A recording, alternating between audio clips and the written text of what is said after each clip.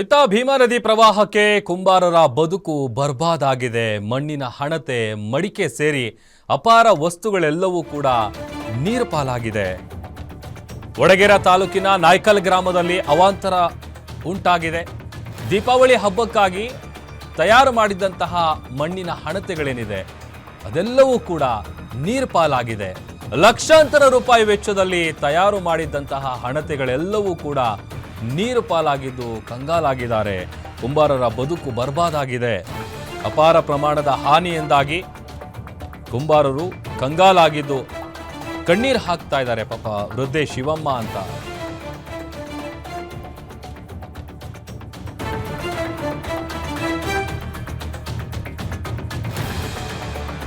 ಇನ್ನು ಇದೇ ವಿಚಾರಕ್ಕೆ ಸಂಬಂಧಪಟ್ಟಂತೆ ನಮ್ಮ ಪ್ರತಿನಿಧಿ ನಾಗಪ್ಪ ಮಾಲಿ ಪಾಟೀಲ್ ವಾಕ್ಥ್ರೂ ನಡೆಸಿದ್ದಾರೆ.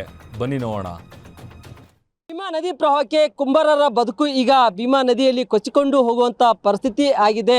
ನಾವು ಯಾದಗಿರಿ ಜಿಲ್ಲೆಯ ವಡಗೇರ ತಾಲೂಕಿನ ನಾಯ್ಕಲ್ ಗ್ರಾಮದಲ್ಲೇ ಇದ್ದೀವಿ. ಖುದ್ದು ದೃಶ್ಯಗಳನ್ನು ನೋಡಬಹುದು. ಈಗಲೇ ಕುಂಬಾರರು ಮಡಿಕೆ ಅದೇ ರೀತಿಯಾಗಿ ಪಣತೆಯನ್ನು ಮಾಡಿ ಮಾರಾಟ ಮಾಡಿ ನೆಮ್ಮದಿಯ ಬದುಕು ಸಾಗಿಸ್ತಾ ಇದ್ದರು. ಸುಮಾರು ನಾಯ್ಕಲ್ ಗ್ರಾಮದಲ್ಲಿ 6ಕ್ಕೂ ಹೆಚ್ಚು ಕುಂಬಾರರು ಇದನ್ನೇ ವೃತ್ತಿ ಮಾಡಿಕೊಂಡು ಬದುಕು ಸಾಗಿಸ್ತಾ ಇದ್ರು. ಈಗ ಕುಂಬಾರರ ಬದುಕು ಸಂಪೂರ್ಣವಾಗಿ ಭೀಮಾ ನದಿಗೆ ಕೊಚ್ಚಿಕೊಂಡು ಹೋದಂತಾಗಿದೆ. ಈಗ ಅಪಾರ ಪ್ರಮಾಣದ ಮನೆಯಲ್ಲಿರುವಂಥ ಆಹಾರ ಧಾನ್ಯಗಳಾಗಿರ್ಬೋದು, ಇನ್ನಿತರ ವಸ್ತುಗಳು ಕೂಡ ಹಾನಿಯಾಗಿದೆ. ಪ್ರಮುಖವಾಗಿ ದೀಪಾವಳಿ ಹಬ್ಬಕ್ಕೆಂದು ಅವರು ಕುಂಬಾರರು ಪಣತೆಯನ್ನು ಮಾಡಿದರು. ಆಗ ಪಣತೆ ಅದೇ ರೀತಿಯಾಗಿ ಮಡಿಕೆಗಳು ಅದೇ ರೀತಿಯಾಗಿ ಪಣತೆಯನ್ನು ಮಾಡಲು ತಂದಿಟ್ಟಂಥ ಮಣ್ಣು ಕೂಡ ಭೀಮಾ ನದಿ ಪ್ರವಾಹದಿಂದ ಹಾನಿಯಾಗಿದೆ.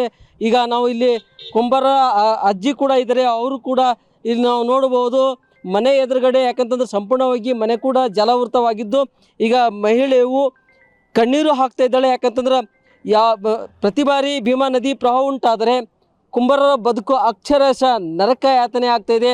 ಪ್ರತಿ ಬಾರಿ ಮಳೆ ಬಂದಾಗೆ ಇವರ ಬದುಕು ಬರ್ಬಾದಾಗ್ತಾ ಇದೆ. ಆದರೆ ಸಂಬಂಧಪಟ್ಟಂಥ ಇಲಾಖೆ ಅಧಿಕಾರಿಗಳು ಕೂಡ ಇವರಿಗೆ ಹೆಚ್ಚಿನ ಪರಿಹಾರ ನೀಡುವ ಕೆಲಸ ಮಾಡಬೇಕು. ಆದರೆ ಅದ್ಯಾವುದು ಕೂಡ ಕೆಲಸ ಕೂಡ ಆಗ್ತಾಯಿಲ್ಲ. ಹೀಗಾಗಿ ಈಗ ಮಹಿಳೆ ಇದ್ದಾಳೆ, ಅವರು ಕೂಡ ಅವರಿಗೆ ಮಾತಾಡ್ಸೋ ಪ್ರಯತ್ನ ಮಾಡ್ತೀನಿ. ಅಮ್ಮ, ಪ್ರತಿ ವರ್ಷ ಹಿಂಗೆ ಏನಾಗ್ಯದ, ಎಷ್ಟೇನು ಹೋಗ್ಯದಮ್ಮ, ಏನು ಕಷ್ಟ ನಿಮ್ಗೆ? ಪಾಪ ಹೋಗ್ಯಾವ್ರಿ, ದೀಪಗಳು ಹೋಗ್ಯಾವ್ರಿ, ಬಟ್ಟಿ ಹೋಗ್ಯಾವ, ದಾಣಿ ಹೋಗ್ಯಾವ್ರಿ. ಪರಿಸ್ಥಿತಿ ಭಾಳ ಆಗ್ಯದ್ರಿ. ನಮ್ಗೆ ಏನು ಹೇಳ್ಕೊಂಡ್ ಮುಸ್ರಾದಂಗಾಗಿವ್ ನಾವು. ನಮ್ಮ ಯಜಮಾನ ಹೋಗ್ಯಾನ. ಈಗ ದೀಪಾವಳಿಗೆ ನೀವು ಅಣತಿ ಅದು ಮಾರಾಟ ಮಾಡಿ ಏಟನ ಆದಾಯ ತಗೋತಿದ್ರಿ, ಎಲ್ಲ ಹೋಗ್ಯದಂತ? ಹೋಗ್ಯದ, ಎಲ್ಲಷ್ಟು ಹೋಗ್ಯದ್ರಿ. ದೀಪಾವಳಿ ಇಟ್ಟು ಮಾಡ್ಬೇಕಂತ ಮಾಡಿದೀವ್ರಿ. ಎಲ್ಲ ಒಂದು ತಿಂಗಳು ಮಾಲು ಹರ್ಕೊಂಡು ಹೋಗಿಬಿಟ್ಟದ್ರಿ. ನಮ್ಮ ಗಡಿಗೆಗಳು ಹೋಗ್ಯಾವ, ಬಟ್ಟಿ ಹೋಗ್ಯಾವ, ಎಲ್ಲ ದಾಣಿ ಹೋಗ್ಯಾವ. ಪರಿಸ್ಥಿತಿ ಆಗ್ಯದ, ರೋಡಿಗೆ ಕುಂತು ಬಿಟ್ಟಿವ್ರಿ ನಾವು. ನಿಮಗೆ ಇಷ್ಟು ವಯಸ್ಸಾಗ್ಯದ, ನೀವು ಇಷ್ಟು ಎಲ್ಲ ಅಣತಿ ಅದು ಮಾರಾಟ ಮಾಡಿ ಬದುಕು ಸಾಗಿಸ್ತೀರಿ? ಸಸಿ ಮಗ ಮಾಡ್ತಾರ್ರಿ, ನಾವು ಸುಮ್ಮನೆ ಕುಂದ್ರಕಿ. ಈಗ ಏನು ಆಗ್ಬೇಕಂತೀರಿ ನಿಮಗೆಲ್ಲ? ಸರ್ಕಾರ ಕೂಡ ರೊಕ್ಕ ಸರಿ ಹೋಗ್ತದ ನಿಮಗೆಲ್ಲ? ಏನು ನೋಡ್ರಿ, ನೀವು ತಿಳಿಬೇಕಂತೀನಲ್ರಿ ನಾನು. ನಮ್ಗೆ ಏನು ತಿಳಿತದ?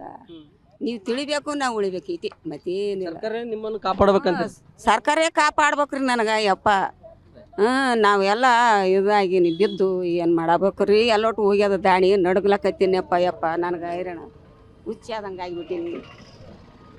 ಇದು ಇಲ್ಲಿನ ವೃದ್ಧೆಯ ನೋವಿನ ಮಾತಾಗಿದೆ. ಸರ್ಕಾರವೇ ನಮಗೆ ಕಾಪಾಡಬೇಕೆಂಬ ಮಾತುಗಳನ್ನು ಹೇಳಿದ್ದಾರೆ. ನಾಗಪ್ಪ ಮಾಲಿ ಪಾಟೀಲ್, ಗ್ಯಾರಂಟಿ ನ್ಯೂಸ್, ಯಾದಗಿರಿ.